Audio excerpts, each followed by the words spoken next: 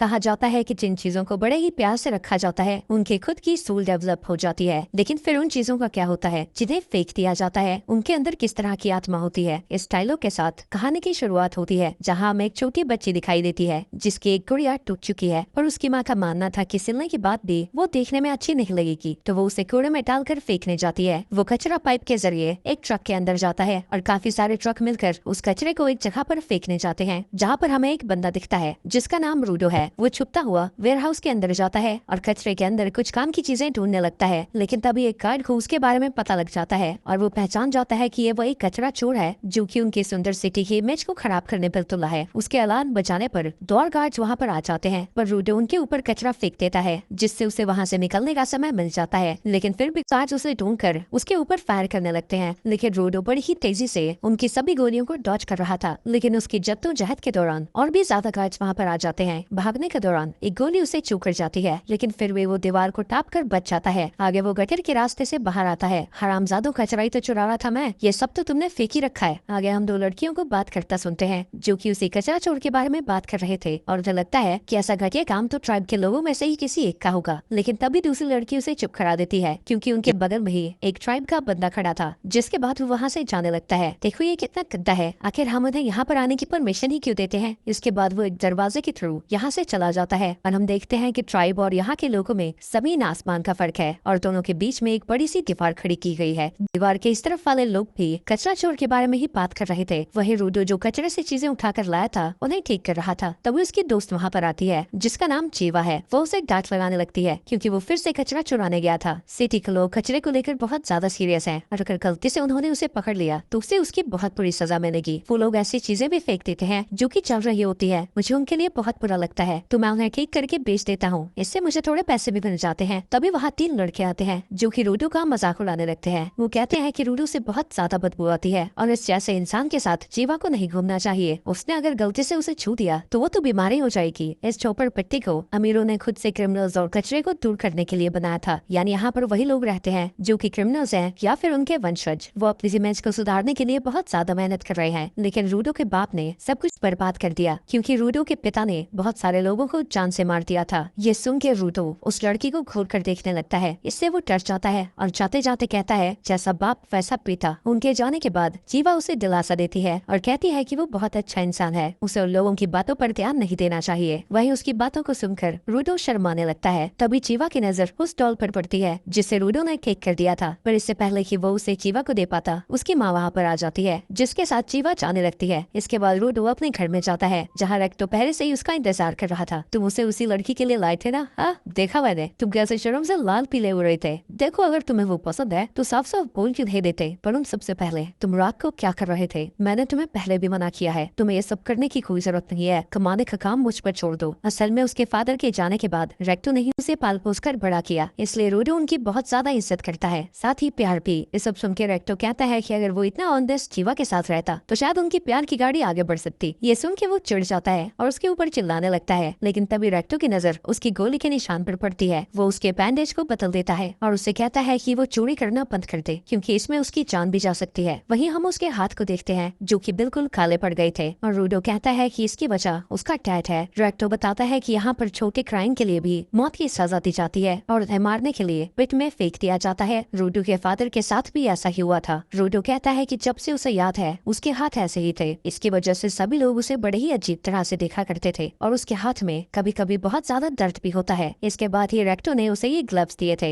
जिसके बाद से उसका दर्द भी कम हो गया। मैं रेक्टो का एहसान जिंदगी में कभी नहीं चुका पाऊंगा।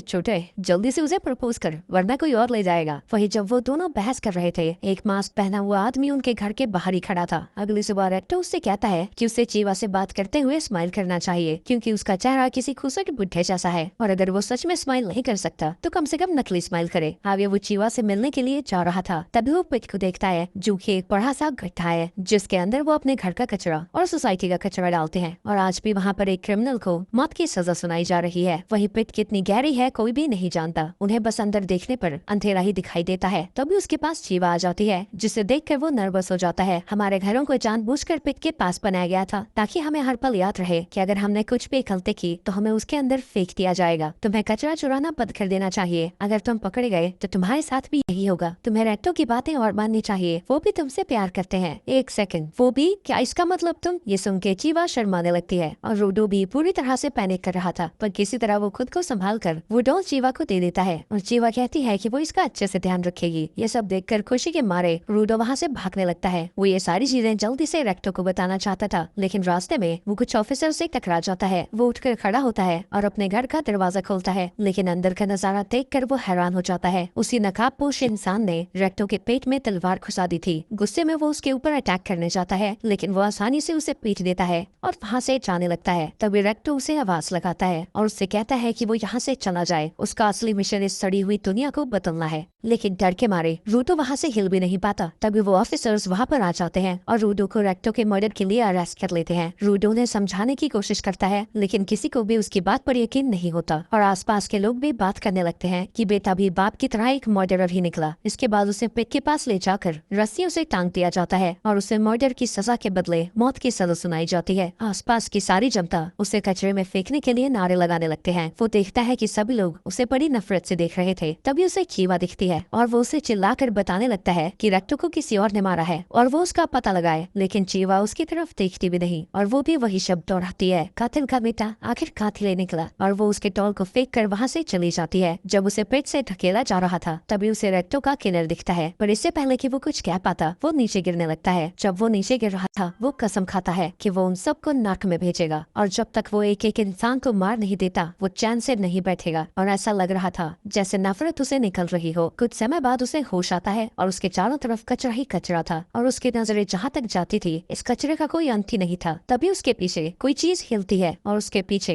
एक बड़ा सा क्रीचर आता है जो कि कचरे से ही बना था। रूडो उस मॉन्स्टर से भागने लगता है, लेकिन वो टिन का डिब्बा चिल्लाकर अपने साथियों को भी वहाँ पर बुला लेता है और अब रूडो दो और मॉन्स्टर से घिरा हुआ था। वही रूडो कंफ्यूज हो रखा था। उसे समझ नहीं आ रहा था कि आखिर कचरा उसके ऊपर हमला क्यों कर रहा है और वो मॉन्स्टर कब से बनने लगे। उन मॉन्स्टर से बचने के दौरान उसे एक ह्यूमन का स्कल दिखता है और अब उसे पता लगता है कि यहाँ गिरे हुए इंसानों के साथ क्या होता है। तभी रूडो वहाँ से नीचे गिर जाता है। उसे पता है कि यहाँ की हवा दिल्ली से भी ज्यादा गंदी है और अगर उसने ज्यादा सांस ली तो उसकी उसी की वजह से मौत हो जाएगी। उसे मॉन्स्टर से बचने के लिए किसी सेफ जगह पर जाना होगा, लेकिन आसपास देखने पर उसे छुपने की कोई जगह नहीं दिखती और अब रूडो को लगने लगता है कि चाहे वो कुछ भी करे वो यहाँ पर मरने वाला है। लेकिन तभी उसे रेक्टो की याद आती है और वो बिना उसका पतला लिए मरने नहीं वाला था। जिसने रेक्टो को मारा, जिन्होंने उसे यहाँ पर फेंक दिया, वो उन सबको मार डालेगा। जब वो ये सब सोच रहा था तभी एक मॉन्स्टर उसके पास आने लगता है, लेकिन वो गुस्से से इतना ज्यादा बना हुआ था कि वो उसके सर को मेटल पाइप से दूर कर देता है। वहीं इन सब के दौरान एक दूसरा इंसान रूडो को देख लेता है। वही रूडो अपने मेटल पाइप से उन मॉन्स्टर से लड़ने की कोशिश कर रहा था, लेकिन वो उनका कुछ भी नहीं बिगाड़ पाता। तभी एक मॉन्स्टर उसके ऊपर हमला करता है और वो बाउंसिंग बॉल की तरह उड़ता हुआ दूर जाता है। उस कचरे के ढेर में से उसे एक स्टॉप साइन मिलता है जिसे वो मॉन्स्टर के ऊपर फेंक देता है और फाइनली उसे थोड़ा बहुत डैमेज कर पाता है, लेकिन वहाँ की टॉक्सिक हवा की वजह से वो ज्यादा देर तक ऐसे नहीं लड़ सकता था और उसको कमजोर पड़ता हुआ देखकर दोनों मॉन्स्टर्स उसके ऊपर एक साथ हमला करते हैं। लेकिन एन वक्त पर रूडो को एक मेटल शीट मिल जाती है जिससे वो एक मॉन्स्टर को आधे में काट देता है और एक धमाके के साथ वो मॉन्स्टर मारा जाता है। रूडो को यकीन नहीं होता कि उसने इस ट्रैश मॉन्स्टर को मार के रहा था, लेकिन तभी एक और मॉन्स्टर उसके सामने आ जाता है और ये वाला पिछले वाले से कहीं ज्यादा बड़ा था। तो रूडो उससे दूर भागने लगता है, लेकिन मॉन्स्टर जमीन पर अटैक करता है जिसकी वजह से रूडो गिर जाता है और वो सीधा उसी इंसान के सामने गया था जो उसे दूर से देख रहा था। वो बंदा उसे उठा के पहले तो फालतू में लात मारता है, फिर उसे एक गैस मास्क पहना देता है। रूडो उसका शुक्रिया अदा करता है और फिर उससे पूछता है कि वो लोग है कहाँ और ये मॉन्स्टर्स क्या चीजें हैं, लेकिन वो बंदा सिर्फ उसे चुप रहने को कहता है। लेकिन ये देखकर रूडो भड़क जाता है और जोर जोर से चिल्लाने लगता है। वो कहता है कि पहले तो उसे यहाँ पर फेंक दिया गया और फिर उसके ऊपर मॉन्स्टर्स हमला करने लग गए, आखिर यहाँ सब चल क्या रहा है। उसकी बड़बड़ सुनकर उसे भी गुस्सा आ जाता है और वो बेवजह उसके ऊपर चिल्लाने लगता है। वो उसे बताता है कि ये बहुत सारे डम्प्स में से एक है जो कि उसके जैसे स्फेराइट्स ने बनाया है। ये चीजें वो उसे बाद में बता देता, लेकिन उससे अपनी चोंच बंद नहीं रखी गई और अब उन्हें फिर से उन मॉन्स्टर से भिड़ना पड़ेगा। आगे वो उसे समझाता है कि वो सारे ट्रैश बीस्ट हैं जो कि सब कूड़े से बने हैं, उनके ऊपर नॉर्मल वेपन्स का कोई असर नहीं होता और वो सिर्फ साउंड पर रिएक्ट करते हैं। यहाँ वाले ट्रैश मॉन्स्टर्स बहुत ज्यादा खतरनाक है, इसलिए वो उनसे बचना चाहता था, पर उसकी चोंच ने सारा काम खराब कर दिया। इसके बाद उसके अम्ब्रेला में येलो कलर की एनर्जी आ जाती है और उसकी आंखों के सामने ही उसका फॉर्म चेंज हो जाता है और जब मॉन्स्टर उसके ऊपर हमला करता है वो बंदा उसे स्पिन करके उसके टुकड़े टुकड़े करने लगता है। रूडो देखता है कि उसके अटैक के बाद वो मॉन्स्टर रिजेनरेट नहीं हो रहा था और उसे समझ नहीं आता कि उस अम्ब्रेला में आखिर स्पेशल है क्या। इसके बाद उनके सामने बहुत सारे ट्रैश पीस आ जाते हैं, तो वो अटैक करने की तैयारी करता है और कुछ सेकंड्स के अंदर ही वो वहाँ मौजूद सभी बीस्ट को मार गिराता है जैसे वो उसके लिए कुछ भी ना हो। उसकी पावर को देखकर रूडो हैरान था और उसे लगता है कि अगर उसके पास उस अम्ब्रेला आज ऐसा कुछ होता तो वो भी उन हरामजादों को उनकी मौत के पास भेज पाता। तभी एक मॉन्स्टर उसके ऊपर एक लिक्विड से अटैक करता है, पर इसे भी वो बंदा अपने छाते से ब्लॉक कर देता है, जिसके बाद उसके ऊपर अटैक करके उसके भी टुकड़े टुकड़े कर देता है। सभी मॉन्स्टर्स को ठिकाने लगाने के बाद वो वापस रूडो के पास जाता है और अपना मास्क उतार कर खुद का इंट्रोडक्शन देता है। वो उसे बताता है कि उसका नाम एंजन है और वो बस एक नॉर्मल क्लीनर है। लेकिन बड़ी जल्दी ही मास्क उतारने पर उसे पछतावा होने लगता है। लेकिन रूडो की हालत कुछ अच्छी नहीं थी और वो बेहोश हो जाता है। इसके बाद हम पास का सीन देखते हैं जहाँ रूडो कीचड़ में नहा कर आया हुआ था। कुछ लड़कों ने मुझे धक्का दे दिया था क्योंकि मैंने कहा था कि चीजें जिंदा होती हैं, और हमें पता चलता है कि रेक्टो ने ही कहा था कि अगर चीजों को संभाल कर रखा जाए तो उनमें आत्मा आ जाती है। रेक्टो उससे माफी मांगता है क्योंकि उसी की वजह से ये सब हुआ, लेकिन अब भी उसका मानना है कि चीजों को अगर प्यार से रखा जाए तो उनमें सोल्स आ जाती है। वहीं प्रेजेंट में जब रूडो को होश आता है, वो बंदा उसे घसीट कर लेके जा रहा था। वो एंजन से पूछता है कि उसने उसे ऐसे बांध कर क्यों रखा है, क्योंकि मेरी मम्मी ने मुझे सिखाया था अनजान लोगों पर भरोसा नहीं करते। लेकिन रूडो अभी सिक्के में वापस जाना चाहता था और वो उसे आजाद करने को कहता है। तुम वहाँ पर वापस नहीं जा सकते, तुम जिससे सिक्के बुला रहे हो उसे यहाँ पर स्पेयर बुलाया जाता है और उसकी पोजीशन चेंज होती रहती है। वैसे भी तुम्हें उड़ना तो आता नहीं है, तो वहाँ तुम जाओगे कैसे? लेकिन रूडो जिद करने लगता है, जब तक तुम मुझे यहाँ की सारी चीजों के बारे में नहीं बता देते और मैं यहाँ से बाहर कैसे निकल सकता हूँ, मैं चुप नहीं होऊंगा। अगर तुम जानना ही चाहते हो सरफेस किस तरह की जगह है, मैं तुम्हें दिखाता हूँ। वो उसे घसीटता हुआ एक जगह पर लेकर जाता है। चलो मेरा काम खत्म हुआ, बाद में मिलते हैं। इतना कह के वो वहाँ से चला जाता है। उसके जाने के बाद वहाँ पर 5 बंदे आते हैं जो कि उसके कपड़े को देखकर हैरान थे और उन्हें लगता है कि वो एक स्फेराइट है। और जैसे ही रूडो इस बात को कंफर्म करता है, हैरानी में वो सब लोग अपना मास्क उतार देते हैं क्योंकि उन्होंने कभी भी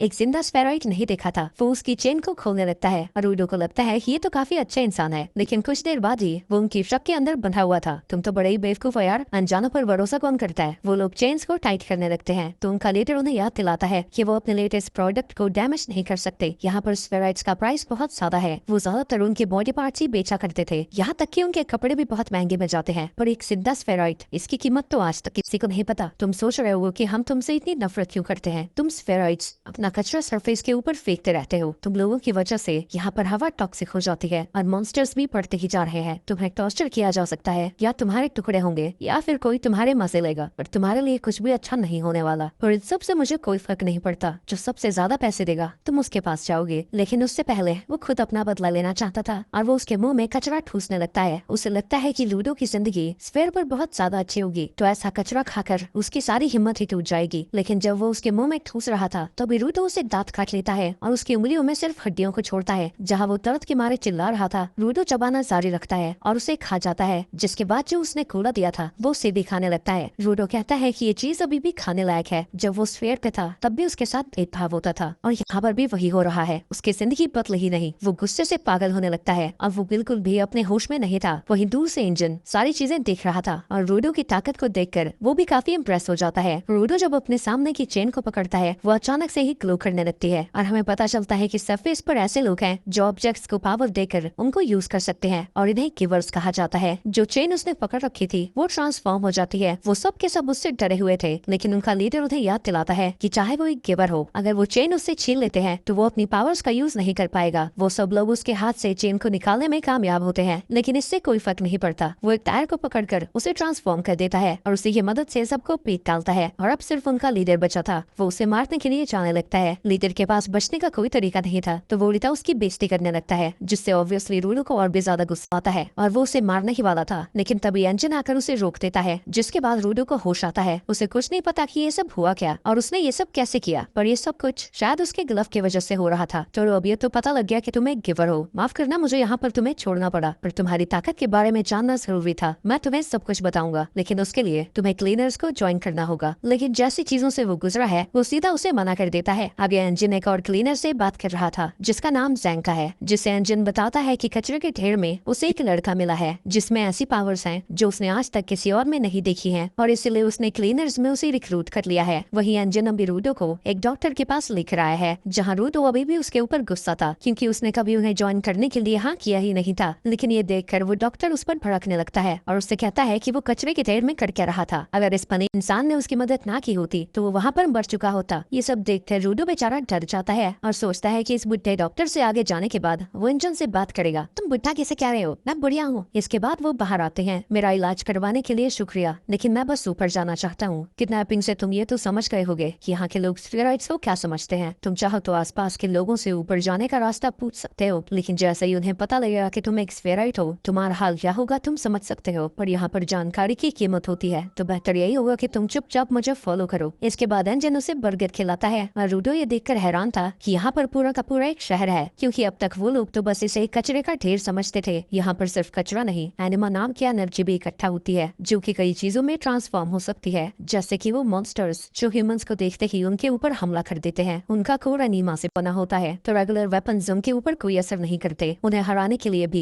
एनिमा से बना हुआ वेपन चाहिए। तुम्हारा ग्लव भी इसी तरह का वेपन है। जब कोई इंसान अपने किसी आइटम की बहुत ज्यादा केयर करता है, उसके अंदर एनिमा आ जाती है। इन आइटम्स को वाइटल इंस्ट्रूमेंट कहा जाता है, लेकिन बहुत कम लोग अपनी पावर्स का यूज कर पाते हैं, और इन लोगों को गिवर्स कहा जाता है। मतलब रेक्टो सच कहा करते थे, अगर किसी चीज का लंबे समय तक ध्यान रखते हैं तो उसमें सूल आ जाती है। क्लीनर्स एक ऑर्गेनाइजेशन है जो कि एनिमा से बने हुए मॉन्स्टर्स को हराती है, और उन्हें तुम्हारे जैसे गिवर्स की जरूरत है। अगर मैं तुम्हारी ऑर्गेनाइजेशन को ज्वाइन करता हूँ तो क्या तुम मुझे बताओगे ऊपर कैसे जाते हैं? हाँ, तुम्हें ऊपर जाना था ना, मुझे उसके बारे में रत्ती भर भी नहीं पता। ये सुन के रूडो उसके ऊपर भड़कने लगता है, पर एंजन उसे समझाता है कि उसका बॉस बहुत सारी चीजों के बारे में जानता है, तो शायद वो ऊपर जाने के बारे में भी जानता होगा। इसके बाद एंजन उससे ग्लव्स के बारे में पूछता है। ये मेरे फादर ने दिए थे, ये उनकी मेरे पास आखिरी निशानी है, तभी तुम इसका इतना ख्याल रखते हो कि ग्लव्स कमाल के हैं, तो उनका ध्यान रखना। ये सुन के रूडो को रट्टू की याद आने लगती है और वो इमोशनल हो जाता है। इसके बाद एंजन वहाँ से जाने लगता है और रूडो को कुछ पैसे दे देता है। ये पैसे तुम्हारे कपड़े बेचने के बाद मुझे मिले थे, इसमें से तुम्हारा खाना पीना और इलाज भी कराया था मैंने। ये सुन के रूडो उसके ऊपर गुस्सा हो जाता है, क्योंकि अब तक वो उसे महान समझ रहा था, और उल्टा उसने बिना उसकी परमिशन के उसके कपड़े भी बेच दिए। काहे की परमिशन रे? उन कपड़ों में तुम्हें जल्दी लोग पहचान जाते। मैंने तुम्हारे ऊपर एहसान किया है, तुम यहाँ पर रुक कर चाय शाय पियो, मैं तुम्हारे ट्रेनर से मिलकर आता हूँ। एक बार मुझे वापस जाने का रास्ता मिल जाए बस, इसके तो पिछवाड़े पे लात मार के जाऊंगा। लेकिन तभी एक बिल्ली आकर उसकी पैसों की पोटली लेकर भाग जाती है। रूडो उसका पीछा करने लगता है और एक गली में उसे एक स्टिक पड़ी हुई दिखती है, जिसे लेकर वो उस बिल्ली को पकड़ लेता है और अपने पैसों को वापस ले लेता है। तभी पीछे से सैंका आता है। तुमने मेरी लाठी कैसे ली? हाँ, तमीज नहीं है तुम्हें? इस बकवास से लकड़ी के पीछे इतनी बदतमीजी की परवाह है? लेकिन तभी जैंका उसके पीछे आकर रूडो से उस स्टिक को छीन लेता है। रूडो की नजर उसकी शर्ट पर लगी एम्बलम पर जाता है और समझ जाता है कि वो भी इंजन की तरह एक क्लीनर है। जैंका अपनी स्टिक की पावर्स को रिलीज करने लगता है और वो ट्रांसफॉर्म हो जाती है, यानी वो स्टिक जैंका की वाइटल इंस्ट्रूमेंट है। जैंका उसके ऊपर अटैक कर देता है, लेकिन वो किसी तरह उससे बच जाता है। चोरी करने की तुम्हें सजा तो देनी ही होगी। इंजन ने मुझे तुम्हारे बारे में सब बता दिया है। मैं अकुटा क्लीनर से हूँ और तुम्हारा नया ट्रेनर। लगता है तुम्हें सबसे पहले मुझे कुछ मैनर सिखाने होंगे। तुम्हारे पाप ने तुम्हें कुछ नहीं सिखाया क्या? चोरी करना बुरी बात होती है। ये सुन के रूडो का पारा चढ़ने लगता है, लेकिन तभी वो रेक्टो की बात याद करता है। अगर तुम किसी मामले को निपटाना चाहते हो तो तुम्हें उसके बारे में शांति से सोचना होगा। तुम्हें ये सोचना होगा कि सामने वाला कैसा महसूस कर रहा है। मैंने इसकी स्टिक चुराई थी, इससे बुरा तो लगेगा ही। अगर मेरे कोई ग्लव्स चुरा ले तो मेरा भी दिमाग खराब हो जाएगा। मुझे माफ करना, मैं नहीं जानता था ये स्टिक तुम्हारे लिए कितनी ज्यादा इम्पोर्टेंट है। वैसे तुम सच कह रहे हो, मैं भी कुछ ज्यादा ही गुस्सा कर गया था, माफ करना, मैं खुद को कंट्रोल नहीं कर पाया। ये देख कर रूडो हैरान हो जाता है और उसे लगता है कि रेक्टो सिर्फ फालतू की बातें नहीं करता था। जैंका उसकी खड़ा होने में मदद करता है और रूडो से उसके वाइटल इंस्ट्रूमेंट के बारे में पूछता है। मेरे वाइटल इंस्ट्रूमेंट मेरे ग्लव्स हैं, पर मैं नहीं जानता ये क्या कर सकते हैं। वाह, तुम्हारे ग्लव्स तो कमाल के दिखते हैं। इसके बाद वो अपने वाइटल इंस्ट्रूमेंट के बारे में रूडो को बताने लगता है और रूडो देखता है कि जैंका बिल्कुल ही एक अलग इंसान लग रहा था, और वो याद करता है कि रेक्टो ने उसे बताया था कि बात करते हुए उसे स्माइल करना चाहिए, लेकिन रूडो को स्माइल करना नहीं आता था और वो अजीब तरीके से हंसने लगता है। ये देख के जैंका को लगता है कि वो उसे चिढ़ा रहा है। नहीं नहीं, ऐसा कुछ नहीं है, मैं तो बस स्माइल कर रहा था, ये देखो। लेकिन जब वो अगली बार स्माइल करता है वो पिछली बार से भी ज्यादा बेकार थी, और इससे जैंका और ज्यादा गुस्सा हो जाता है। ये देखकर रूडो भी भड़क जाता है, क्योंकि वो तो बस स्माइल कर रहा था, जिसकी वजह से दोनों ही लड़ने के लिए तैयार हो जाते हैं। रूडो पास के ही कचरे के डब्बे से एक रॉड निकालता है और उसमें अपनी एनर्जी डालने लगता है, और जैंका अपनी स्टिक को ट्रांसफॉर्म करता है। ये देखकर जैंका हैरान हो जाता है, क्योंकि एक आदमी के पास एक ही वाइटल इंस्ट्रूमेंट होता है और वो सिर्फ उसे ही ट्रांसफॉर्म कर सकता है, और रूडो का इंस्ट्रूमेंट तो उसके ग्लव्स हैं, पर इनसे वो छूकर किसी भी आइटम को ट्रांसफॉर्म कर सकता है, और उसने ऐसा करते हुए किसी और को नहीं देखा है। और अब वो समझ जाता है कि एंजन ने उसे स्पेशल क्यों कहा था, लेकिन अब भी उसे लगता है कि रूडो उसे नहीं हरा सकता। सबसे पहले अटैक की शुरुआत जैंका करता है। रूडो उसके अटैक्स को ब्लॉक करने की कोशिश कर रहा था, लेकिन जैंका की स्पीड उससे कहीं ज्यादा तेज थी। फाइट के दौरान वो जैंका के ऊपर हल्का सा स्क्रैच हिला पाता है, लेकिन जैंका उसके ऊपर अटैक करके उसे जमीन पर पटक देता है। आगे जैंका देखता है कि रूडो ने उसकी गाल पर स्क्रैच नहीं किया था, बल्कि उसके पाइप से उसके गाल पे पट्टी लगी थी, क्योंकि वो एक टॉयलेट प्लंजर का यूज कर रहा था। टॉयलेट प्लंजर वो क्या होता है? अब जिसका तू इस्तेमाल कर रहा है पोदू, अब उससे टॉयलेट साफ करते हैं, मुझे वो सब नहीं पता। अब अटैक करने की मेरी बारी है। इसके बाद रूडो उसी प्लंजर से जैंका के ऊपर अटैक करने लगा था, और जैंका अपनी पूरी जी जान लगाकर पट्टी से बचने की कोशिश कर रहा है, और वो डर के मारे वहाँ से भागने लगता है। हाँ, वो इससे डर क्यों रहा है। इसके बाद वो जांका का पीछा करने लगता है। जांका काफी देर तक उसके अटैक से बचने की कोशिश करता है, लेकिन रूडो उछलकर पॉटी का फवारा सा बना देता है, जिससे वो नहीं बच पाता। इस खतरनाक अटैक की वजह से जांका वहीं पर हार जाता है। थोड़ी देर बाद वहाँ पर एंजन आता है और जब उसे पता लगता है कि वहाँ पर क्या हुआ था, वो जोर जोर से हंसने लगता है। जांका ने शर्म के मारे अपना मुंह छुपा रखा था और रूडो भी सदमे में था, क्योंकि अब तक वो एक पावरफुल हथियार टट्टी से लड़ रहा था। चलो, तुम्हारी मुलाकात जैसी भी थी, पर अब यही तुम्हारा ट्रेनर होगा। यह हमारा काफी काबिल गिवर है, जो कि वाइटल इंस्ट्रूमेंट के बारे में बहुत अच्छे से जानता है। वहीं जांका ये जानकर खुश हो जाता है कि एंजन उसके बारे में इतना ज्यादा अच्छा सोचता है। लेकिन वो तीनों कार में अकेले नहीं थे, पीछे रियो भी थी, जो कि रूडो के बालों से खेलने लगती है, जिसकी वजह से वो बेचारा अटक सा जाता है, क्योंकि आज तक इतने पास उसके कोई भी लड़की नहीं आई थी। एंजन उन सभी को हेडक्वार्टर्स की तरफ लेकर जा रहा था। हेडक्वार्टर्स के अंदर वो सेमू से मिलते हैं। अंदर जाते ही रूडो के सामने दो मक्खियां बिन बिनाने लगती हैं। वहीं एंजन उसे बताता है कि ज्वाइन करने से पहले सैमू उसके पावर्स को चेक करेगी। तभी सैमू उन दोनों मक्खियों को एक ही झटके में पकड़ लेती है। मुझे एंजन ने तुम्हारे बारे में सब कुछ बता दिया है। तुम कहाँ से आए हो और क्या करना चाहते हो। सैमू का वाइटल इंस्ट्रूमेंट उसके ग्लासेस हैं, जिसकी मदद से वो किसी के भी अंदर झांक सकती है। लेकिन जो सैमू को दिखता है वो देखकर वो हैरान हो जाती है। इसकी बॉडी काफी मजबूत है, तो हमें इसे ज्यादा ट्रेन नहीं करना पड़ेगा, पर इसे अपनी पावर्स को कंट्रोल नहीं करना आता, तो उस पर इसे काम करना होगा। एक और बात, तुम्हारे कर्तन पर टट्टी कहाँ से आई।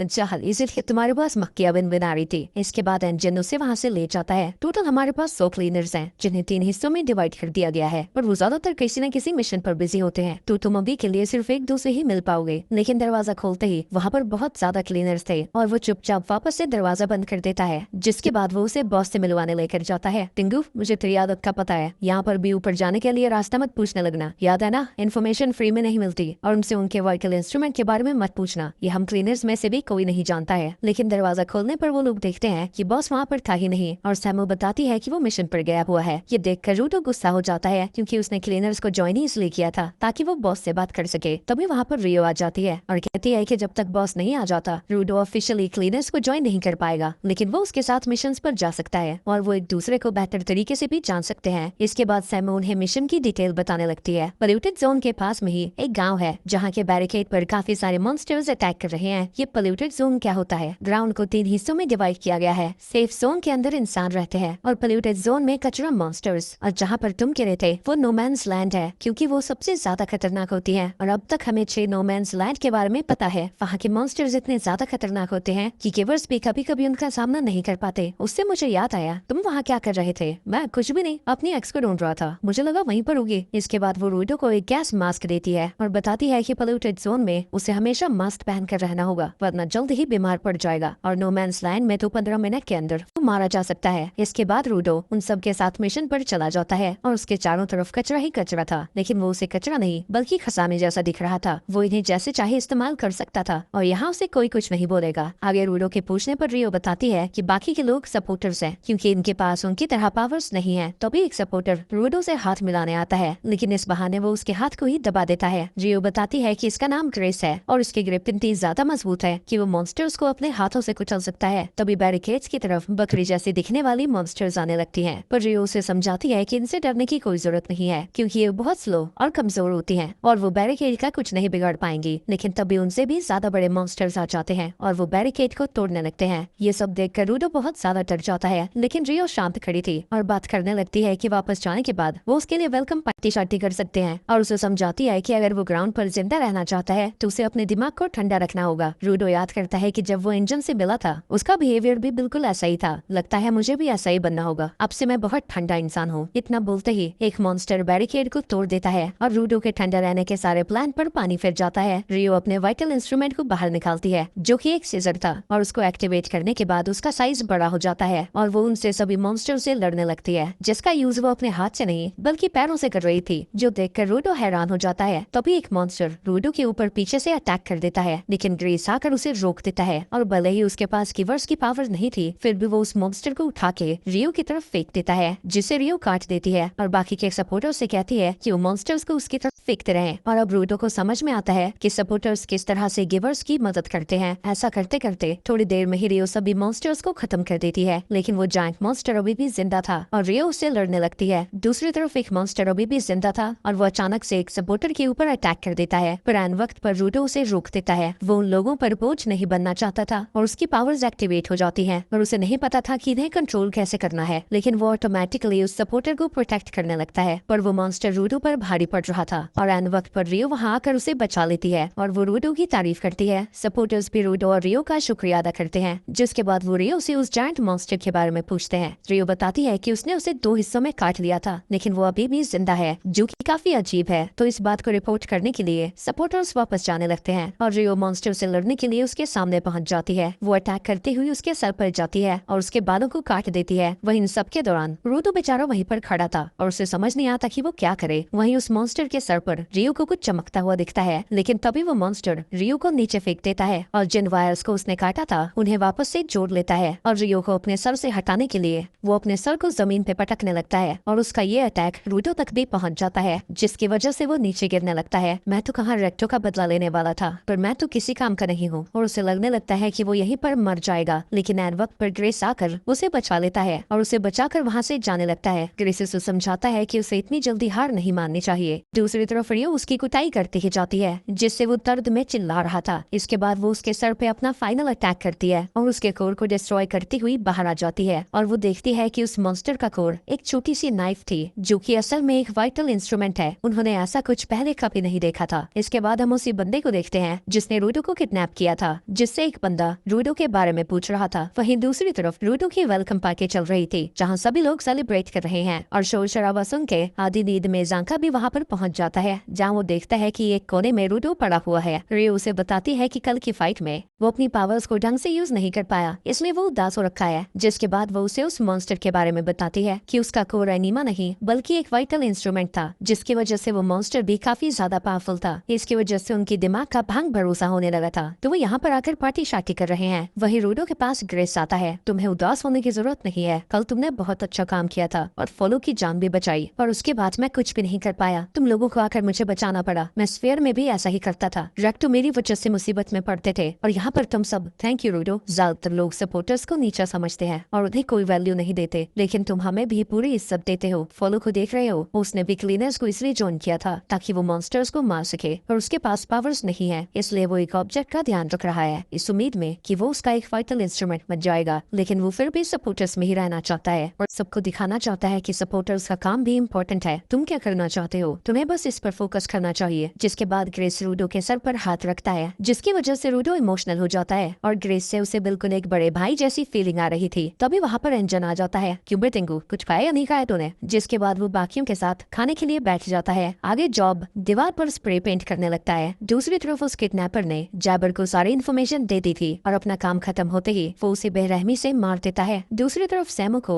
एक मिशन की रिक्वेस्ट आती है और वो पूरी टीम को अपने सामने इकट्ठा करती है। सब कुछ ठीक है, पर ये नई दुल्हन यहाँ पर क्या कर रही है? इसने तो हमें ज्वाइन भी नहीं किया है। सैमो उन्हें बताती है कि जो रिक्वेस्ट उनके पास आई है वो रूडो से रिलेटेड है। एक मर्चेंट पोल्यूटेड जोन से अपना कीमती सामान लेकर जा रहा था, लेकिन एक मॉन्स्टर ने उस पर अटैक करके उसे छीन लिया और वो कीमती सामान स्फीयर से आया हुआ जिंदा इंसान है, बिल्कुल रूडो की तरह। पहले यहाँ पर कोई भी जिंदा स्फीयराइट नहीं देखा जाता था, लेकिन अब 2 तो आ चुके हैं, वो भी इतने कम समय में। इसीलिए उसने रूडो को बुलाया है। लेकिन जांका अभी भी तैयार नहीं था। वो किसी बच्चे का ध्यान नहीं रखना चाहता था, लेकिन सेमो जानती थी कि उसे फंसाना कैसे है और वो उसे बताती है कि वो पहले इंजन को भेजने वाली थी, पर वो किसी और मिशन पर था और उसी ने जांका का नाम रेकमेंड किया है। ये सुन के जांका बहुत खुश होता है और खुशी खुशी उन्हें लीड करने लगता है। रास्ते में रूडो ग्रेस से पूछता है कि वो अपने साथ कोई वेपन क्यों नहीं रखता। वेपन की क्या जरूरत है, मेरे थाईडाई के लेके हाथ ही काफी है। अरे ग्रेस एक टैलिस्मैन रखता है जिसे वो लकी चार्म की तरह देखता है। तभी उनके पीछे एक अजीब सा व्यक्ति आ जाता है और बताता है कि वही वो मर्चेंट है। उसे देखते ही रूडो स्फीयराइट के बारे में बहुत सारे सवाल करने लगता है, लेकिन मर्चेंट बताता है कि वो बेहोश था, तो वो ज्यादा कुछ नहीं जानता और अभी उन्हें उसे बचाने के बारे में सोचना चाहिए। वहीं जांका को ये सारी चीजें अजीब लग रही थी, क्योंकि मॉन्स्टर कब से इंसानों को किडनैप करने लगे। मर्चेंट उन्हें एक बिल्डिंग दिखाता है और बताता है कि वो मॉन्स्टर उसी बिल्डिंग के अंदर है, लेकिन जब वो लोग अंदर जाते हैं वो पूरी तरह से खाली थी। बस सामने एक अजीब सा फिगर दिख रहा था। मर्चेंट उन्हें धक्का देकर उस फिगर के पास ले जाने लगता है और कहता है कि वो जल्दी से उसे बचा ले, लेकिन पास जाने पर उन्हें पता लगता है वो बस एक डॉल थी जिसे स्फीयराइट के कपड़े पहनाए हुए हैं। तभी उनके नीचे का एरिया मड में बदलने लगता है और वो सीधा निचले फ्लोर में गिर जाते हैं और जो मर्चेंट उन्हें यहाँ तक लेकर आया था वो भी कीचड़ की तरह पिघल जाता है। तभी उनके पीछे से आवाजें आने लगती हैं और अंधेरे से 2 लोग बाहर आते हैं जो कि रेडर्स थे और जांका समझ जाता है कि ये सब एक ट्रैप था। ग्रेस रूडो को बताता है कि पहले ये सब छोटे मोटे गुंडे थे जो बस चोरी किया करते थे, लेकिन धीरे धीरे वो बहुत ज्यादा खतरनाक हो गए हैं और ये सब के सब क्लीनर्स की तरह कीवर्ड्स हैं। ट्रेडर्स उन सभी से कहते हैं कि वो रूडो को उनके हवाले कर दें। ट्रेस बाकी सभी से कहता है कि वो यहाँ से बाहर निकलने का रास्ता ढूंढे और वो खुद रूडो को प्रोटेक्ट करेगा और ज़ांका उन दोनों रेडर्स को संभाल सकता है। मैं भी लड़ सकता हूँ, मैं उसकी मदद कर सकता था। ये कीवर्ड्स हैं, मॉन्स्टर्स जैसे नहीं है। हमें अभी यहाँ से बस निकलने का सोचना है। तुम लोग उसके पीछे क्यों पड़े हो? स्फेरॉइड की कीमत इतनी ज्यादा है क्या? लेकिन वो असल में उसे बेचना नहीं चाहते थे, बल्कि स्फेयर के बारे में और इन्फॉर्मेशन इकट्ठा करना चाहते हैं और पता लगाना चाहते हैं कि वो गिर के भी जिंदा कैसे बच गया। इसके बाद वहाँ पर काफी सारे मिट्टी के बने पुतले आ जाते हैं, लेकिन ज़ांका बड़ी आसानी से उन सभी पुतलों को तोड़ रहा था। लेकिन उन पुतलों की आड़ में ये टकला मानुष पीछे से उसके ऊपर अटैक कर देता है, जिससे वो सीधा जाकर पिलर में टकरा जाता है। दूसरी रेडर कहती है कि वो आज तक सिर्फ मॉन्स्टर से ही लड़ते आए हैं, तो ह्यूमन से लड़ने में उन्हें काफी मुश्किल होने वाली है। इसके बाद फिर से सेम चीज रिपीट होती है। वो पुतले ज़ांका के ऊपर अटैक करते ही जाते हैं और उनके पीछे छुपकर वो टकला भी उसके ऊपर अटैक करता ही जाता है। इन सब की वजह से ज़ांका को गुस्सा आ जाता है और वो गुस्से में उस लड़की की तरफ जाने लगता है, लेकिन तभी वो कीचड़ में फंस जाता है, जो कि उस लड़की ने पहले से वहाँ बना रखा था। वो कहती है कि इस पूरी टीम में सिर्फ वही फाइटर है और एक बार वो उसे हरा दे तो उन्हें रोकने वाला कोई नहीं बचेगा। तुमने अगर इतनी ही बकबक करनी है तो न्यूज पे क्यों नहीं चले जाती यार? वैसे भी मुझे सब कुछ पता लग गया है। तुम इस मड को कंट्रोल करती हो और उस टकले ने स्पेशल चप्पलें पहनी है जिससे वो मड के ऊपर चल सकता है। रब ने बनाई जोड़ियाँ, एक टकला और एक बहन की बहन। इसके बाद वो अपने वाइटल इंस्ट्रूमेंट को जमीन में घुसा देता है और उसके वाइब्रेशंस की मदद से वो उन दोनों की असली लोकेशन का पता लगा लेता है और वो एक ही झटके में पहले उस टकले को मारता है और फिर उस औरत को, और उस लड़की के बेहोश होते ही सारे मिट्टी के पुतले गिर जाते हैं। तुम दोनों तो बड़े कमजोर निकले यार, बोर्नवीटा वगैरह पिया करो। तभी उसके पीछे उनका लीडर आ जाता है। अगर वो तुम्हें कमजोर लग रहे हैं,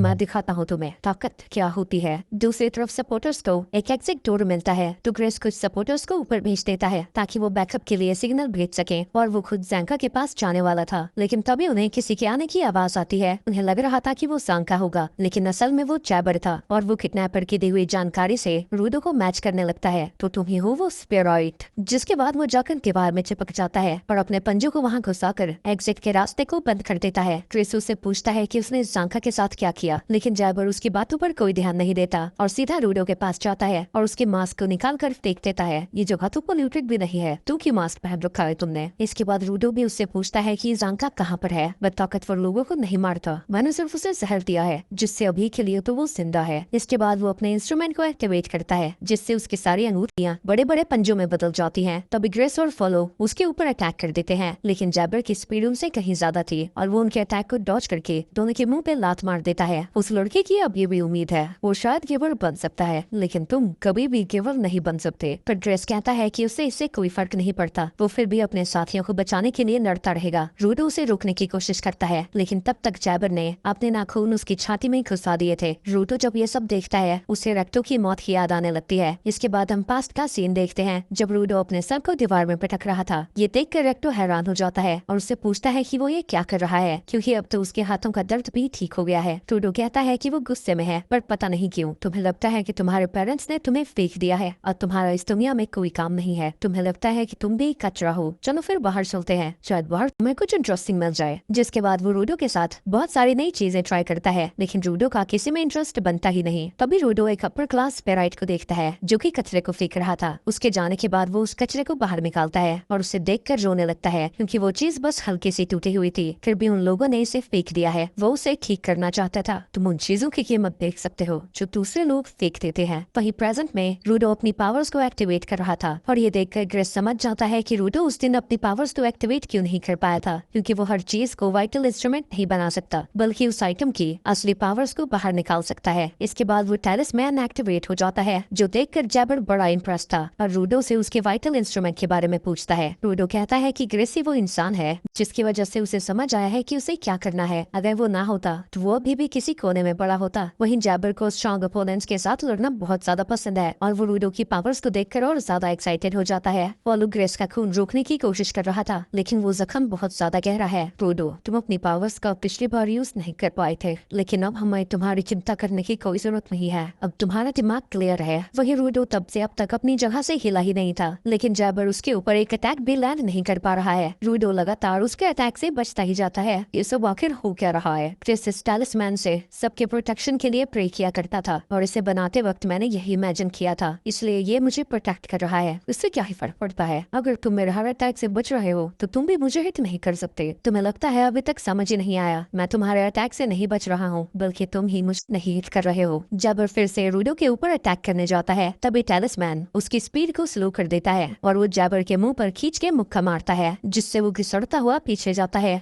वही जैबर को अब फाइट में और भी ज्यादा मजा आने लगा था। तभी अचानक से वो उसके पीछे पहुंच जाता है, लेकिन रूडो का टैलिस्मैन फिर से उसे रोक देता है और रूडो उसे पंच मार के पीछे ढकेल देता है। इसके बाद जैबर धूल और पत्थरों की मदद से उस टैलिस्मैन और रूडो का ध्यान भटकाने लगता है। पत्थरों से बचने के लिए रूडो को अपना मुंह छुपाना पड़ता है और इस मौके का फायदा उठाकर जैबर उसके ऊपर अटैक करने आता है, लेकिन टैलिस्मैन अभी भी काम कर रहा था और वो जैबर को वहीं पर रोक देता है और फिर से रूडो उसे पंच मार के जमीन में घुसा देता है। पर इसके बाद भी जैबर हार नहीं मानता और अपनी स्पीड को और भी ज्यादा बढ़ाकर रूडो के ऊपर अटैक करने की कोशिश करने लगता है, लेकिन टैलिस्मैन के लिए इतना भी काफी नहीं था और रूडो उसकी कुटाई करता ही जाता है। रूडो को समझ नहीं आता कि वो अब तक हार क्यों नहीं मान रहा। बड़े दिनों बाद तुम्हें इतने अच्छे से पिट रहा हूँ, मैं बदला क्यों हार मानूंगा। और मैंने एक चीज नोटिस की है, जब मैं तुम पर अटैक करता हूँ तो टैलिस्मैन मुझे रोक देता है, लेकिन वो पत्थरों को कुछ नहीं कर रहा था। यानी तुम्हारा टैलिस्मैन सिर्फ किलिंग इंटेंट को डिटेक्ट करता है। मेरे वाइटल इंस्ट्रूमेंट का नाम मंकीरा है और राइट हैंड वाले में न्यूरोटॉक्सिन्स है और वो अपने पंजों को अपने अंदर ही घुसा लेता है। क्या जब मैं पागलों की तरह तुम पर हमला करूंगा, क्या तब भी तुम्हारा टैलिस्मैन मुझे डिटेक्ट करेगा? क्या ये तब भी तुम्हें बचाएगा? टॉक्सिन्स की वजह से जैबर बेहोश हो जाता है। कुछ देर में ही उसे होश आता है और अपने पीछे की दीवार को काट देता है, जिसके बाद जैबर पागलों की तरह रूडो के ऊपर अटैक करने लगता है। ये देखकर उसे लगता है कि उसे यहाँ से दूर चला जाना चाहिए, नहीं तो फॉलो और ग्रेस पर भी खतरा हो सकता है। लेकिन जब रूडो वहाँ से जाने की कोशिश करता है, जैबर उसके सामने से आकर उस पर अटैक कर देता है और इस बार टैलिस्मैन उसे नहीं रोकता, पर किसी तरह रूडो उसके अटैक को ब्लॉक कर देता है और उसे पकड़ के दूर फेंक देता है। लेकिन थोड़ी देर में ही वो पागलों की तरह चिल्लाता हुआ उठता है। इसने इतनी जल्दी टैलिस्मैन से लड़ने का तरीका भी निकाल लिया और ये तथ्य में खुद को एंजॉय क्यों करता है इतना। शायद ऐसे लोगों को ही मैसोकिस्ट कहा जाता है। रूडो याद करता है कि बचपन में कई बच्चे उसे मैसोकिस्ट बुलाया करते थे और एक्टर ने उसे बताया था कि मैसोकिस्ट उन्हें कहा जाता है जो दर्द को एंजॉय करते हैं। आगे जैबर फिर से रूडो के ऊपर अटैक कर रहा था और अब टैलिस्मैन उसे नहीं रोक रहा था, तो उसे खुद ही उसके अटैक से बचना पड़ता है। लेकिन जैबर आसपास के पिलर्स को तोड़ता हुआ और भी तेजी से उसके ऊपर अटैक करने जाता है, तो रूडो को खुद को बचाने के लिए टैलिस्मैन की मदद लेनी पड़ती है। लेकिन जैबर अटैक करना नहीं बंद करता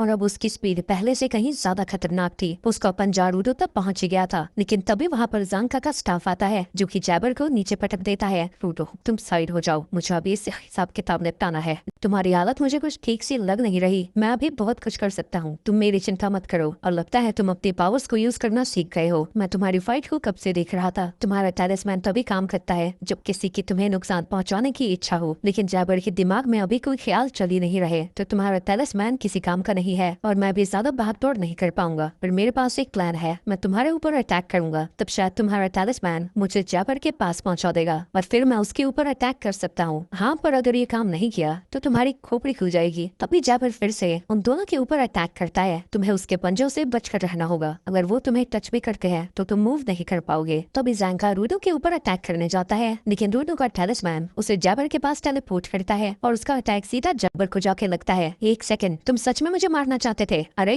ये काम तब करता ना अगर मैं तुम्हें मारना चाहता। अब जा कर यार। जैबर फिर से रूडो के ऊपर अटैक करने जाता है, लेकिन वो फिर से सेम टेक्निक का यूज करते हैं और जैबर पर अटैक कर देते हैं। वो लगातार इसे रिपीट करते जाते हैं और जैबर उनके हाथों पिटता ही जाता है। उसकी पिटाई इतनी ज्यादा हो जाती है कि वो वापस से होश में आ जाता है और वो जैंका को वहाँ पर देखकर हैरान हो जाता है, लेकिन तभी वो उस पर अटैक करके दूसरी दीवार में घुसा देता है। वही जैंका भी अब बुरी तरह से थक चुका था और जब रूडो की पावर्स की एक्टिवेट होती है, वो टैलिस्मैन खत्म हो जाता है और अब रूडो को समझ नहीं आता कि वो क्रिस को क्या बताएगा। क्रिस सच में पावर्स यूज करने के बाद उसके इंस्ट्रूमेंट खत्म हो जाते हैं या इसकी कोई और वजह है। तभी रूडो जमीन पर गिर जाता है और जैंका उसकी बॉडी पर जैबर का एक कट देखता है। वहीं जैबर खुद को एक ऐसे टॉक्सिन से इंजेक्ट करता है जिससे वो कोई भी दर्द महसूस नहीं कर पाता और वापस से खड़ा हो जाता है। लगता है बेहोशी में मैंने मस्त लड़ाई लड़ी। जैंका को समझ नहीं आता कि इतना पीटने के बाद भी वो वापस से खड़ा कैसे हो गया। मेरे लेफ्ट वाले पंजे मेरे दर्द को खत्म कर सकते हैं और राइट वाले पंजों में जहर है, पर मेरा शरीर इनसे इम्यून हो चुका है, तो इनका असर मेरे ऊपर सिर्फ 10 मिनट तक होता है, पर तुम्हारे ऊपर इसका असर 30 मिनट तक रहेगा। और वो फिर से उसे नाखून मार देता है।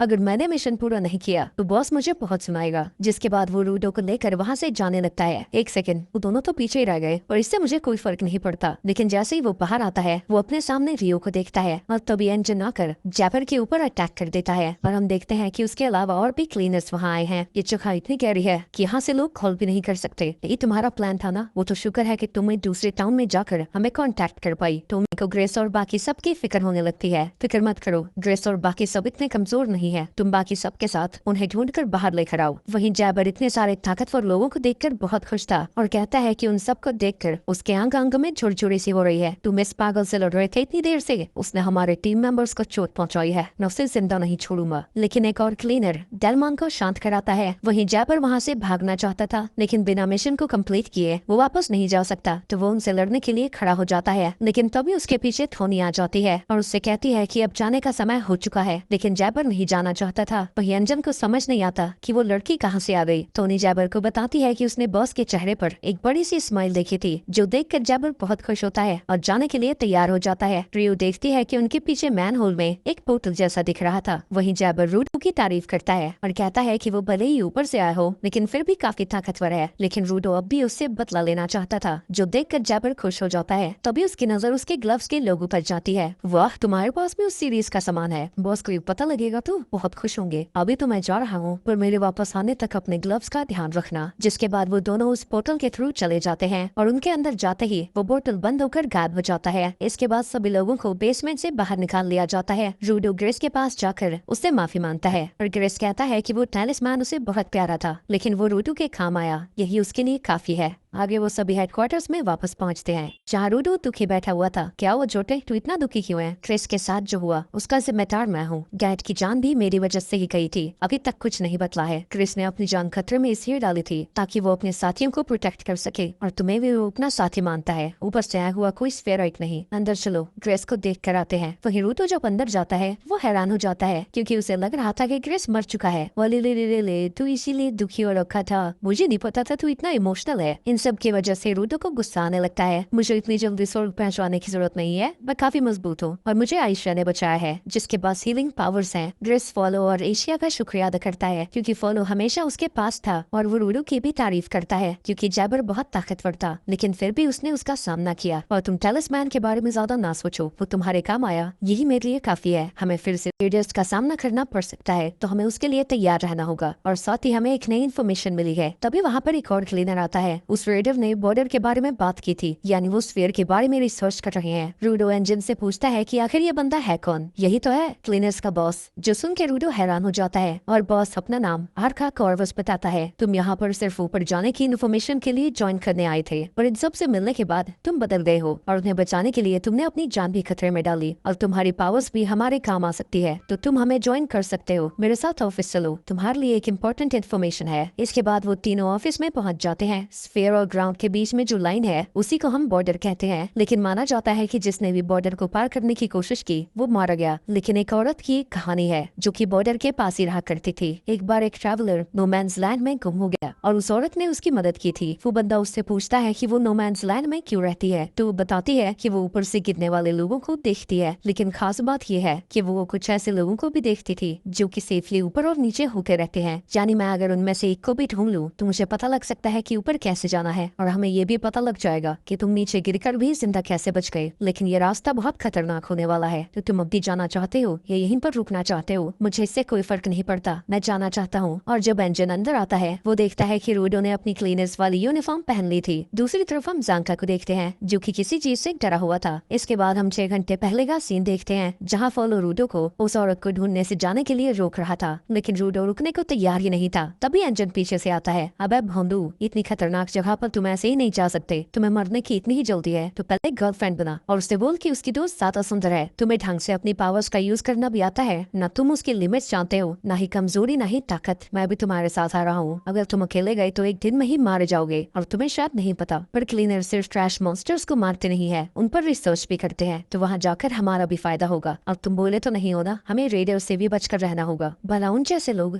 गिवर्स कैसे बन गए, इससे कोई फर्क नहीं पड़ता इंसान अच्छा है या बुरा है, वो इंसान भी चीजों का अच्छे से ध्यान रख सकते हैं। और हाँ, अभी वापस जाओ और आराम करो। लेकिन जब रूडो अपने कमरे में पड़ा हुआ था उसी वक्त वहाँ पर रियो आ जाती है, जो कि उसे पूरा हेडक्वार्टर घुमाने आई थी। वो एक एक करके उसे पूरी जगह का टूर देने लगती है, और इस दौरान वो पूछती है कि उसकी स्फीयर की जिंदगी कैसी थी, तो रूडो उसे सारी चीजें बता देता है। और रियो को पता चलता है कि आज तक उसने मिठाई खाई ही नहीं थी, तो रियो उसे मिठाई के पास लेकर जाती है, जिन्हें देखकर वो बहुत हैरान होता है, क्योंकि स्फीयर पर इसे सिर्फ अमीर लोग खाया करते थे। पोल्यूशन की वजह से यहाँ पर खेती नहीं होती, तो वेंडर्स उन गिवर्स को इकट्ठा करते हैं जो कि खाना बना सकते हैं, और ये स्वीट्स उन्हीं की वजह से है। जब रूडो एक मिठाई को खाता है वो खुशी के मारे पगला सा जाता है, जिसके बाद वो अपने मुंह के अंदर मिठाइयाँ ठूसने लगता है। इसी दौरान एक क्लीनर उसके पास आता है जो कि उसे अजीब तरीके से घूर रहा था। रूडो को लगता है कि शायद वो उसकी मिठाई मांग रहा है, तो ना चाहते हुए भी वो उसे एक लॉलीपॉप दे देता है, लेकिन इसके तुरंत बाद ही वो उससे और मिठाई मांगने लगता है। लेकिन ये देखकर रूडो उसके ऊपर भड़क जाता है। इसके बाद सीन वापस से प्रेजेंट में आता है जहाँ एंजन कह रहा था कि रूडो ने सारी की सारी मिठाइयाँ खाली कर दी। इसी दौरान ज़ांका के सामने एक फूला हुआ बंदा आता है जिसे देखकर वो डर जाता है, लेकिन गौर से देखने पर उसे पता लगता है कि वो फूला हुआ रूडो है। इसके बाद वो उसकी ट्रेनिंग कराने लेकर जाते हैं जहाँ वो एक नाइफ को भी ट्रांसफॉर्म नहीं कर पा रहा था। मिठाई खा के तुम्हारे साथ साथ तुम्हारा दिमाग भी मोटा हो गया क्या? वहीं रूडो को समझ नहीं आता कि उसकी पावर्स काम क्यों नहीं कर रही। तुम्हें ऐसी चीजों को ठीक करने का शौक था ना जिन्हें लोग फेंक दिया करते थे, तो शायद तुम्हारी पावर्स भी ऐसी ही टूटी चीजों पर काम करेगी। इसके बाद वो उसके सामने काफी सारा टूटा फूटा सामान रखते हैं और जब रूडो एक चीज को उठाता है तुरंत ही उसकी पावर्स एक्टिवेट हो जाती हैं। ये देखकर एंजन ज़ांका की तारीफ करता है और कहता है कि वो एक बहुत अच्छा ट्रेनर है। ये सुन के ज़ांका बड़ा खुश होता है, लेकिन वो अपनी खुशी को छुपाता हुआ कहता है कि रूडो बाकी सारी चीजों को ट्रांसफॉर्म करे। इसके बाद रूडो 2 और चीजों को ट्रांसफॉर्म करता है, लेकिन इसके बाद ही उसके नाक से खून बहने लगता है। ज़ांका को लगता है कि उसके ग्लव्स की क्वालिटी बहुत ज्यादा अच्छी है और उसकी बॉडी उसे हैंडल नहीं कर पा रही, लेकिन रियो को नहीं पता था कि उसका क्वालिटी से क्या मतलब था। जितने समय तक एक ऑब्जेक्ट का ध्यान रखा जाता है वो उतना ही ज्यादा ताकतवर होता है और उसे ही क्वालिटी कहते हैं। लेकिन फाइट में सिर्फ क्वालिटी ही सब कुछ नहीं होती, यूजर का अनुभव और मानसिक स्थिति भी जरूरी होती है। वाइटल इंस्ट्रूमेंट की एबिलिटीज और फॉर्म इसी चीज पर डिपेंड करती है। अगर रूडो ने उन ग्लव्स का ध्यान बचपन से रखा होगा तो शायद वो इतने पावरफुल हो सकते हैं, लेकिन उसकी बॉडी पर इतना असर क्यों पड़ रहा है? शायद सीरीज का इससे कुछ लेना देना है। जब मैं ऑब्जेक्ट्स का यूज कर लेता हूँ तब वो तबाह क्यों हो जाती है? अभी तो ये बिल्कुल ठीक है। रियो कहती है कि वो इन चीजों को यूज करता है जो कि टूटी हुई है, और जब वो उनका इस्तेमाल करता है उनका पर्पस पूरा हो जाता है तो वो फिर से खत्म हो जाती है। वो टैलिस्मैन भी उनकी लड़ाई खत्म होने के बाद ही तबाह हुआ था। तो यही तुम्हारी पावर है रूडो, तुम कचरे का भी सही इस्तेमाल करते हो। तुमने गिरीश का टैलिस्मैन तोड़ा नहीं था, बल्कि उसका अच्छे से इस्तेमाल करके उसका पर्पस पूरा कर दिया। रियो याद करती है कि जैबर ने कहा था कि उसके ग्लव्स किसी सीरीज का हिस्सा है, तो ऐसा भी हो सकता है कि किसी और के पास भी वैसे ग्लव्स हो। इसके बाद वो रूडो के ग्लव्स का नाम पूछती है क्योंकि उन सब ने अपने अपने वाइटल इंस्ट्रूमेंट को नाम दे रखे हैं। ज़ांका की चोरी का नाम लवली असिस्ट स्टाफ है, एंजन का अनब्रेकेबल और रियो का द रिपर। वही रूडो ने कभी इस बारे में सोचा ही नहीं था और एंजन उससे कहता है कि उसे भी अपने ग्लव्स के लिए अच्छा नाम ढूंढ लेना चाहिए। दूसरी तरफ वो रेडर्स अपने बॉस को सारी चीजें बता देते हैं। रात को रूडो अपने ग्लव्स को धोकर वापस आ रहा था, लेकिन जब वो रूम में पहुंचता है वो देखता है कि उसके बेड पर रियो लेटी पड़ी है। रूडो के मन का नादान पंछी इधर उधर गोते खाने लगता है और वो रियो से पूछता है कि वो यहाँ क्या कर रही है। रियो बताती है कि उसका कमरा रियो के ठीक ऊपर है और वो यहाँ पर उसकी चीख सुन कर आई है और पूछती है कि क्या उसके हाथों में दर्द है। जब मैं ग्लव्स पहनता हूँ मुझे दर्द नहीं होता, पर इन्हें धोना भी जरूरी है। तुम्हारे हाथों की हालत ऐसी कैसी हुई? क्या वो चल गए थे? इसका जवाब तो मेरे घटिया पेरेंट्स ही दे सकते हैं। रियो उससे कहती है कि पेरेंट्स उन्हें काफी सारी चीजें देते हैं, कुछ चीजें अच्छी होती हैं और कुछ बुरी। जिसके बाद वो वहाँ से चली जाती है। रूडो का फुल फेस अभी रेडी नहीं है, तो तुम्हें अभी बाकी की चीजों को पूरा कर लेना चाहिए। रूडो एंजन से पूछता है कि ये फुल फेस क्या होता है। जो क्लीनर्स नोमैन्स लैंड में जाते हैं उन्हें पूरे फेस का मास्क पहनना होता है और इसे ये फुल फेस कहते हैं। हमारे पास एक ही बंदा है जो कि इन मास्क वो बना सकता है, पर वो थोड़ा सन की किस्म का है। अगर हम उसे जल्दी करने को कहते हैं तो वो अपना आपा खो बैठता है। जब तक तुम्हारा मास्क कंप्लीट होता है तुम्हें अपने ऊपर प्रोटेक्शन स्पेल करवा लेना चाहिए। वो गिवर वैसे तो उनके हेडक्वार्टर्स में आता जाता रहता है, लेकिन काफी समय से वो नहीं आया है, तो उन्हें उसके पास जाना होगा, कैनवस टाउन में। इसके बाद रूडो बाकी के लोगों को देखता है जो कि इसके साथ नोमैन्स लैंड में जाएंगे। नॉर्मली हम 5 सपोर्टर्स को अपने साथ लेकर चलते हैं, लेकिन नोमैन्स लैंड बहुत ज्यादा खतरनाक है, तो हमने ज्यादा गिवर्स रखे हैं और सपोर्टर्स के नंबर कम। इसके बाद डेलमन रूडो के पास आता है। अगर तुम्हारी कहानी सुनी है, जिन हराम के पिल्लू ने तुम्हारा ये हाल किया है, मैं उन्हें छोड़ूंगा नहीं। मुझे तुम्हारे जैसे लोग पसंद है, तुम्हें हमारे ग्रुप को ज्वाइन करना चाहिए। उसी वक्त उसका पार्टनर टैम्सी उसकी फड़फड़ाहट को शांत कराता है और कहता है कि एंजन ने पहले ही उसे अपने फैक्शन में ज्वाइन करवा लिया है, तो उन्हें रूडो को छीनने की कोशिश नहीं करनी चाहिए। डेलवर्ड, ये तुम्हारी स्पीच के लिए परफेक्ट मौका है, शुरू हो जाओ। ये सुनते ही ज़ांका अपने कानों में रुई डाल लेता है और डेलवर्ड चिल्लाता हुआ उन सबको स्पीच सुनाने लगता है कि वो कैसे कभी हार नहीं मानेंगे, चाहे किसी भी मुसीबत का सामना करें। ये देखकर सब लोग जोश में आ जाते हैं। इन सब की वजह से रूडो कंफ्यूज तो था, लेकिन वो भी उनके साथ मिल पड़ता है और चिल्लाने लगता है। लेकिन सभी चिल्लाने के खत्म होने के बाद वो शांति से बैठ के कार में जा रहे थे और कैनवस टाउन उनके सामने आता है, जो कि दूर से भी कमाल का दिखता था। उसकी दीवारों के ऊपर लोगों ने ग्राफिटी बना रखी है और रूडो इस शहर की बनावट के बारे में पूछता है। टामसी बताता है कि ज्यादातर जो बड़े शहर हैं उनके ऊपर इसी तरह का डोम बना रहता है ताकि वो ऊपर से फेंके हुए कचरे से बच सके। जो लोग शहर के बाहर रहते हैं कई बार उनकी उनकी कचरे में दबकर मौत हो जाती है। वहीं कुछ लोग सिटी के अंदर जाने की कोशिश कर रहे थे, लेकिन दरवाजा खुला होने के बावजूद भी वो अंदर नहीं जा पाते। वहीं सारे क्लीनर्स आसानी से अंदर चले जाते हैं और एंजल रूडो को बताता है कि जब तक उनके मन में कोई खोट ना हो वो अंदर आ सकते हैं। अंदर आने के बाद रूडो देखता है कि यहाँ पर हर जगह कुछ न कुछ बना ही हुआ था और एंजल बताता है कि यहाँ के ज्यादातर लोगों को पेंटिंग करना पसंद है और इसीलिए ये टाउन बनाया गया जहाँ पर वो जो चाहे जहाँ मर्जी पेंट कर सकते हैं। इसलिए इस जगह को सिटी ऑफ आर्ट भी कहा जाता है और वो यहाँ पर ऐसे गिवर से मिलने आए हैं जो कि किसी के ऊपर भी पेंट करके उसके ऊपर एक प्रोटेक्शन शील्ड बना देता है। तुमने बाहर उन लोगों को देखा था ना, ये भी उसी गिवर की पावर है। पेंट करते वक्त उसने इस फीलिंग को अंदर डाला होगा कि बुरी इंटेंशन वाला कोई भी आदमी अंदर नहीं आ सकता। जैसे अगर वो चाहता है कि इस दीवार के ऊपर कोई अटैक ना करे तो पेंट करते वक्त उस फीलिंग को डाल सकता है। तभी एक बच्ची एंजल से टकरा जाती है जो कि पहले से ही रो रही थी और वो बिना उनसे कुछ कहे वहाँ से भाग जाती है। एंजल कितना घटिया इंसान है, एक छोटी सी बच्ची को रुला दिया इसने। तौबा तौबा तौबा। तभी उनके सामने सिटी का मेयर भी आ जाता है। एंजल उसे बताता है कि वो यहाँ पर गॉब से मिलने आए हैं, माफ करना, और आज सुबह ही उसकी मौत हो गई। इसके बाद वो सब गॉब के घर में जाते हैं और मेयर बताता है कि उसकी मौत पोल्यूशन की वजह से हुई है। वो सिर्फ सिटी में पेंट करके संतुष्ट नहीं था तो वो पोल्यूटेड जोन्स में भी जाकर पेंट करने लगा। वो पेंटिंग में इतना खो जाता था कि वो अपने मास्क को भी भूल जाया करता था। ऐसे ही धीरे धीरे पोल्यूशन ने उसकी जान ले ली। अपने दोस्त की मौत के बारे में सुनकर एंजल दुखी हो जाता है और रूडो याद करता है कि एक बार उसने गॉब को देखा था जब वो हेडक्वार्टर्स में पेंट कर रहा था। इसके बाद मेयर उसे बताता है कि गॉब ने अपना सक्सेसर ढूंढ लिया था